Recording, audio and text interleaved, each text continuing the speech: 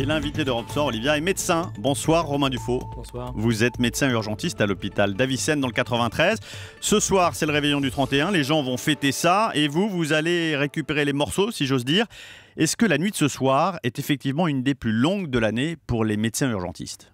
Alors, pas particulièrement. Le réveillon s'apparente plutôt pour nous à un samedi soir ou à une sorte de soirée de match de foot de l'équipe de France, avec son lot d'alcoolisation et de complications liées à la prise d'alcool et d'autres pathologies. Mais l'ampleur du réveillon, quand on voit tous ces gens sur les Champs-Élysées ou même dans les banlieues et dans les villages de France, tous ces gens qui font la fête au même moment, au même instant et qui boivent beaucoup, il n'y a pas de dispositif particulier mis en place aux urgences ? Non, les dispositifs sont comme les week-ends. Il n'y a pas beaucoup plus d'afflux qu'un week-end traditionnel, sauf peut-être dans les structures qui sont en plein centre de Paris. Je pense à celles qui sont à proximité des Champs-Élysées, où là, en effet, eux, ils auront un afflux plus important. Mais sinon, dans les autres structures d'urgence, c'est un dispositif classique de week-end.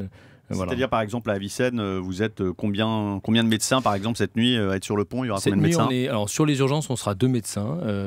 Voilà. Pour un bassin de centaines de milliers d'habitants, quoi. Exactement, ouais. Mais ça, c'est le quotidien. Et c'est une situation qu'on peut gérer, c'est-à-dire on peut gérer un afflux massif de patients avec 2 médecins dans un hôpital comme Avicenne qui couvre tout le 93 quasiment. Non, il y a d'autres structures sur le 93 quand même, mais, mais il est vrai que le réveillon n'apporte pas particulièrement d'afflux massif de patients. Par contre, on a des pathologies qui sont plus classiques, c'est-à-dire que liées au réveillon, liées au moment festif. C'est-à-dire qu'on a en gros deux pathologies principales qui sont liées à l'alcool, donc les traumatismes, les agressions et les comas éthyliques, surtout avec la jeunesse qui se met souvent à consommer de manière excessive l'alcool, qui est un phénomène qui est bien connu maintenant depuis quelques années. Et l'autre type de pathologie, c'est les pathologies chroniques, les diabétiques, je pense, ou les insuffisants cardiaques, qui en fait, du fait du côté festif, mangent des huîtres, du saumon, et ne respectent pas leur régime sans sel, ce qui fait qu'ils ont des détresses respiratoires, qui peuvent avoir des conséquences dramatiques.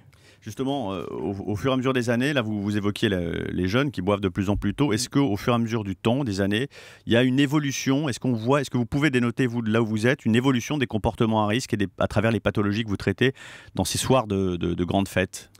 Alors, ce qui est sûr, c'est qu'il y a un vrai développement des jeunes, en tout cas à consommer de l'alcool, et beaucoup plus qu'avant, et surtout de manière, comment dire, il y a un phénomène de consommation excessive lié par bande, qui fait qu'ils arrivent souvent en groupe, complètement alcoolisés, ce qui peut poser quelques problèmes dans les structures d'urgence, en effet, en termes d'agressivité ou de gestion même par rapport aux autres patients, qui eux doivent subir ce profil de patients. Alors, il y a les urgences, puis il y a le SAMU, qui est une sorte d'urgence, mais qui se déplace cette fois. Et en cette soirée du 31, on imagine que dans certains quartiers, alors dans l'Est de la France, où vous n'êtes pas concerné, mais il y a le festival où on fait beaucoup brûler de voitures.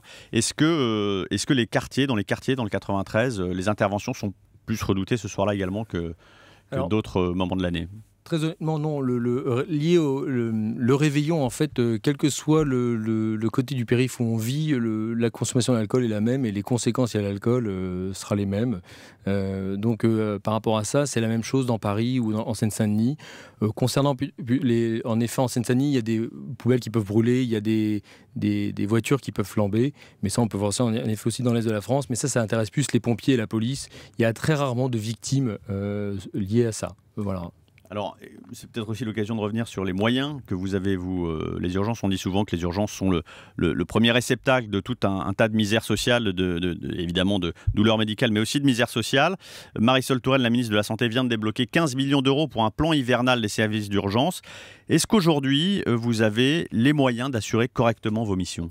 Alors, très honnêtement, comme je vous disais, finalement, ce n'est pas le réveillon qui nous pose tant de problèmes, c'est surtout la période scolaire. En effet, on sait que pendant les périodes scolaires, les structures libérales sont en vacances, ce qui est totalement légitime que les médecins traitants prennent leurs vacances. Et comme on connaît les problèmes de démographie médicale, on ne trouve pas de médecins remplaçants.